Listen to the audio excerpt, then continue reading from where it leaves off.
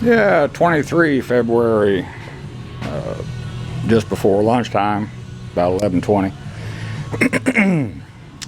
So I got all my stuff moved back to my little office area, my little building.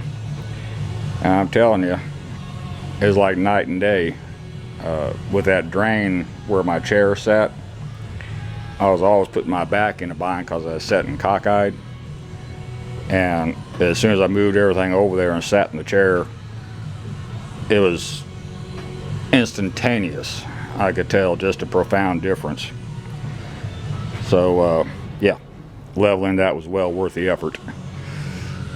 The way I move this drill press, it's pushing 400 pounds plus. Floor jack and a 2x6 across the bottom of it to at the center of gravity, try to get all four legs off the floor, and then just slowly push and pull and wiggle to get it where it's supposed to be. I still had to shim that one corner. I ain't gonna blame it all on the floor. Who knows if all these legs are exactly the same length. Alright, and what it took was just over a 1/16 of an inch worth of shims. Slightly over a 1/16, way under 1/8, so it's just barely out. And before, with the drain here, I had a stack of 6 shims underneath this leg for a real strong 3/16, probably a little heavy on a 3/16. So made a hell of a difference. This floor underlayment is what it's called. It's high compression strength cementous product, and the finish is pretty damn nice. Now I put the sealant on it, but I did not put any type of coating on it. So I'm going to get these black marks on it every time I roll across it or walk on it or whatever, which I don't care. This was to level the floor.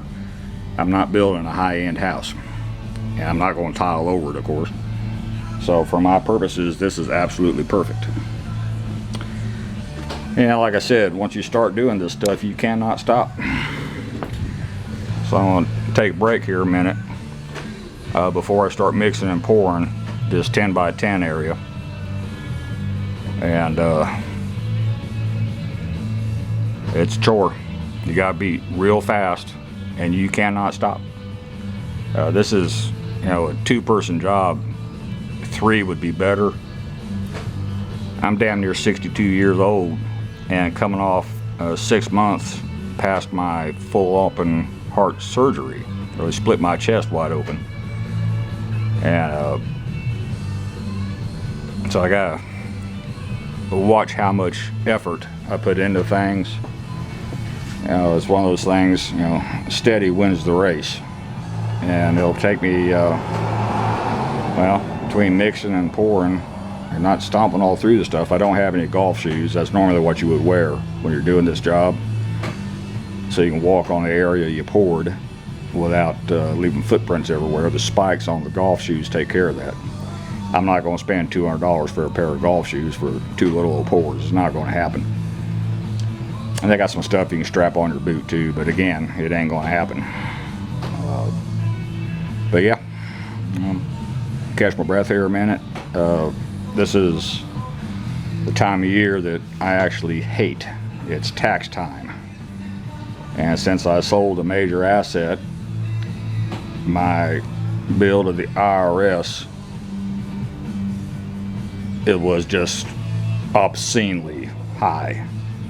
And I hope those damn liberals appreciate using my money. I worked for it, they didn't.